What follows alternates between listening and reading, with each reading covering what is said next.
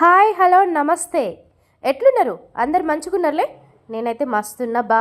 ఏంటక్క మళ్ళీ ఎటెళ్తున్నావని చూస్తున్నారా? సిడిపిఓ ఎగ్జామ్ రాసిన తర్వాత 1 డేనే గ్యాప్తో ఈఓ ఎగ్జామ్ అయితే డేట్ వచ్చేసింది.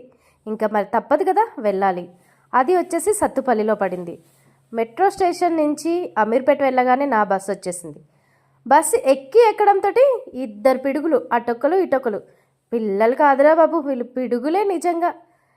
ఈ పాప అయితే వాళ్ళ మమ్మీకి బాయ్ చెప్పి మరీ వచ్చేసి నాతో ఆడుకుంది నైట్ మొత్తం పడుకోకుండా. వాళ్ళ మమ్మీ చెప్పినా కూడా వినట్లేదు. ఎర్లీ మార్నింగ్ 4:30కి బస్ దింపేశాడు. ఇంకా తప్పదు కదా, ఫ్రెష్ అయ్యి బయటికి వెళ్ళడంతో వేడి వేడి జావ కనిపించింది. అది తాగేసి కాలేజీకి స్టార్ట్ అవ్వగానే ఒక్క ఆటో కూడా దొరకలేదు. ఎలా రా అని ఆలోచిస్తుండగా అదే కాలేజ్ బస్సు గురించి వస్తే బాగుండు అనుకున్నా. అనుకోవడమే వచ్చేసింది. మరి కాలేజీకి అయితే వెళ్ళిపోయా. ఎగ్జామ్ రాసి ఆఫ్టర్నూన్ లంచ్కి బయటికి రాగానే ఇలా ముగ్గులు కనిపించాయి.